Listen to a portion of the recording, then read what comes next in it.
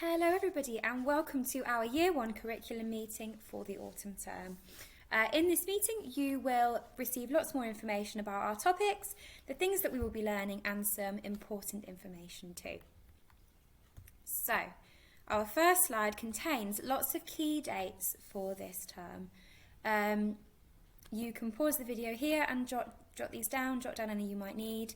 The most important ones that I think are to remember, except for obviously when we're not in school, are our Children in Need Day, so non-uniform, on the 17th of November, and our Christmas performance on Tuesday the 12th of November at 2:15 and 5:30 p.m. Any new dates that are not on this list will be communicated via Class Dojo and the learning letters if they are added. So the main point of contact and communication this year will be through Class Dojo, and the messages on Class Dojo will be monitored before and after school by myself, and any messages outside of these times will be responded to at an appropriate time when we see them in our working hours. Any urgent matters like absences, or if your child is being picked up by somebody that they're not expecting, please report these to the school office rather than on Class Dojo, because if I don't see them during the day, then we won't know what's going on. So please report anything urgent to the school office. Link books, as in reception, will be used for recording any home reading that you do and any spellings that you practice, and these will be checked daily by either teachers or teaching assistants. We are still giving out merits to children as we were when they were in reception, and we will have a merit class board, that's supposed to say class board, where we record them all, and once a week these will be transferred to their Class Dojo monster as a monster point.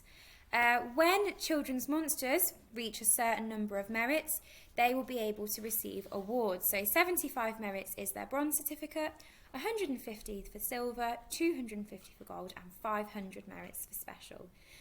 And children will receive merits not only for their things that they do at home, so reading and practicing their spellings, completing their homework, but also for showing us really good behaviour in school, for following our secrets of success, and for always trying their best.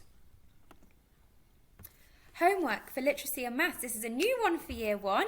We're going to have homework every week, and this will be set in their children's homework book.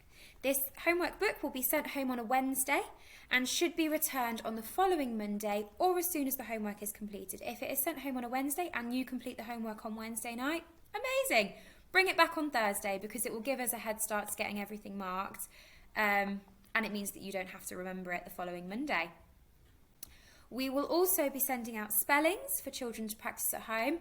Now, these will be slightly different to reception in that rather than children having individualised spellings, the spellings will come straight from the Little Wandle spelling scheme and will be the same for every child each week.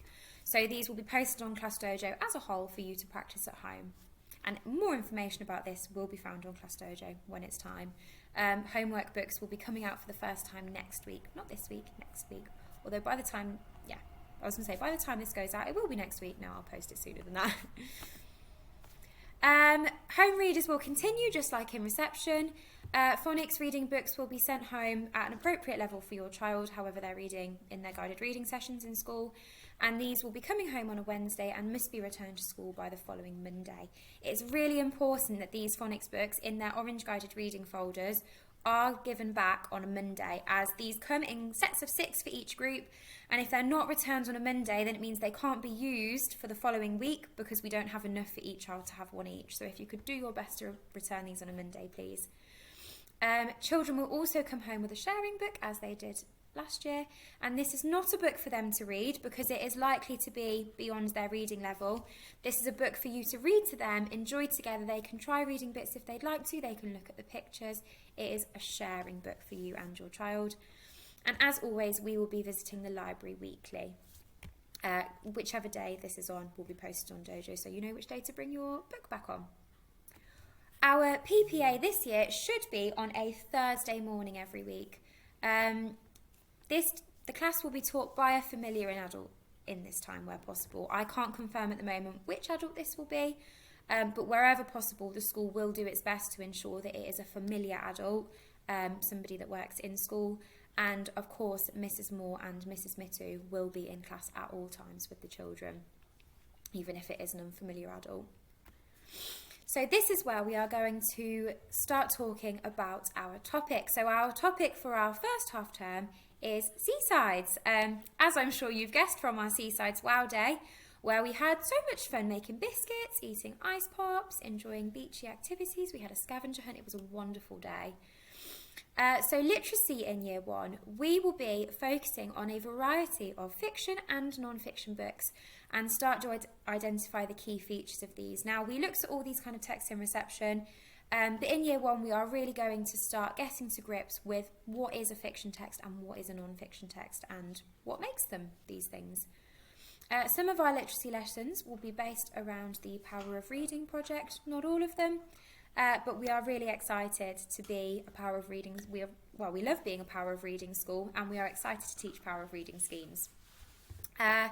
Following on from our work in reception, we will be focusing on writing sentences using our really important capital letters, full stops, and finger spaces.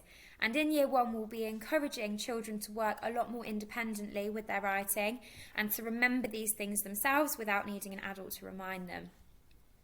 We will also do lots and lots of handwriting practice to ensure that letter formation is correct. Now, this is really important because towards the end of year one, we are going to start learning how to join our letters up in preparation for when we start joining in year two.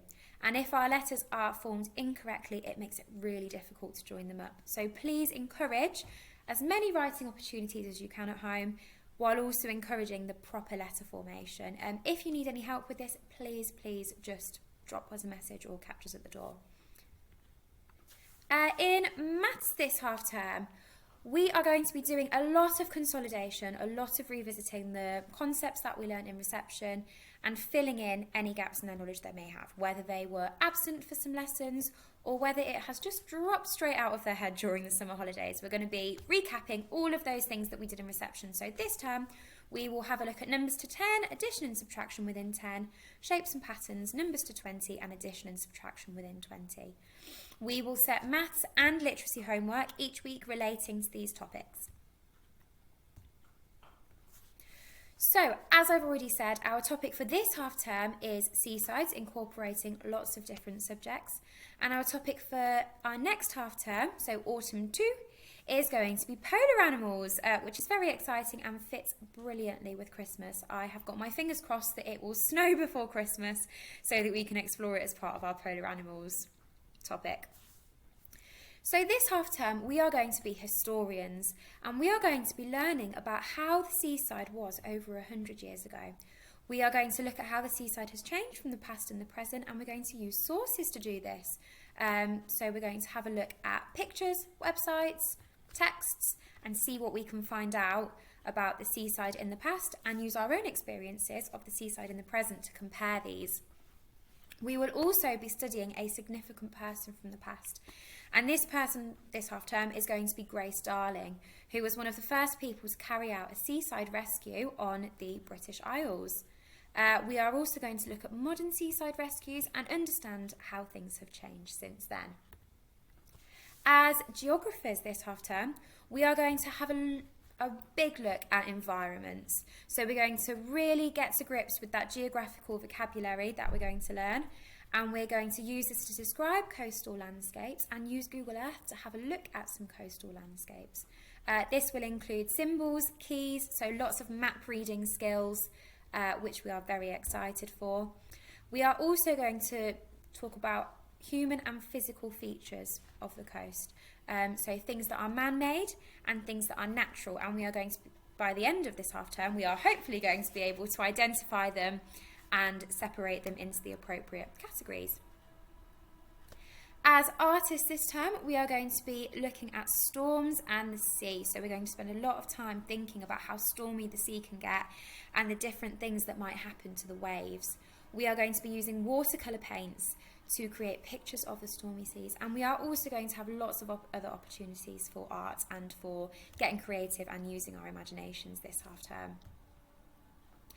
As scientists, we are going to be identifying and classifying everyday materials. So we are going to be doing a big project about building a boat from the storm whale, I believe it is, and we are going to explore which material would be most suitable. So we're going to be using all that scientific language. We're going to be thinking about whether things are waterproof, whether they are buoyant, whether they float, whether they sink. And we're going to compare these materials and evaluate their effectiveness. So lots of scientific methodology and vocabulary will be used there.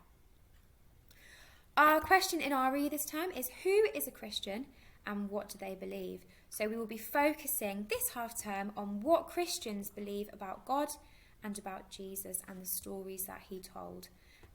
So yeah, you can read that if you would like some more information about RE. In PE, we will be following the Real PE framework. So the Real PE framework is fabulous. It provides really fun and simple ways to deliver PE to early years in Key Stage 1 in really imaginative scenarios with lots of backstories and music, and it is all lots and lots of fun. Can I please ask that children have their PE kit in school every day? Our PE days might switch and change around depending on whether PPA stays on a Thursday. So please just have it in school at all times to ensure that your child will never be caught short without their PE kit. One of our PE sessions each week will be outside, so please can you ensure that your child has trainers or pumps available for going outside, as well as some warm clothes. Normally I would recommend some black tracksuit trousers or leggings and a black zip-up hoodie. So here I'm just going to outline some of the end of year expectations in reading, writing and maths, so the main 3 things that your child will be assessed on at the end of year 1. So in reading, you can read this for yourselves. We will be looking to make sure that children can do all of these bullet points. If you would like to do some extra work at home, there are some useful websites on the right for you. The Oxford Owl website has lots of lovely books, Teach Your Monster to Read, and the Once Upon a Picture website, which really encourages children to use their vocabulary and to describe what they can see. Here are our end of year expectations for writing. So you can see clearly the progression from reception, where rather than just writing phrases that are phonetically plausible, we are writing clear sentences. We are using conjunctions, we are using verbs, different types of punctuation, we are sequencing our sentences. So a lot of progression during year 1. Again, you can use the Once Upon a Picture website and also the Phonics Play website. This has some resources that are paid resources, but some resources that are free to access for everyone. So you can have a look at those and see if you can play some games at home. In maths, you can see our end of year expectations here. So again, quite a big jump from reception, because not only are we expecting number knowledge, we are also expecting children to know some things by heart, like their number bonds to 10, their 1 more and 1 less to 100, and they should be able to start solving multiplication and division using resources. So not in their head, using arrays, using different resources to help them do this. And again, useful websites. The Top Marks website is amazing for maths. It has so many resources, so many little games that you can play with your children, and also the BBC Bite-Size website. And that is the end of our slideshow. I hope that gave you lots of information about year 1. But of course, if you have any more questions or any more concerns, please direct them towards one of the staff members in reception, whether it's at the door to any of us, me, Mrs. Moore, Mrs. Mittu, Miss Core, or through Class Dojo. Hopefully we will all be set up by then. But thank you ever so much for watching, and yeah, bye-bye.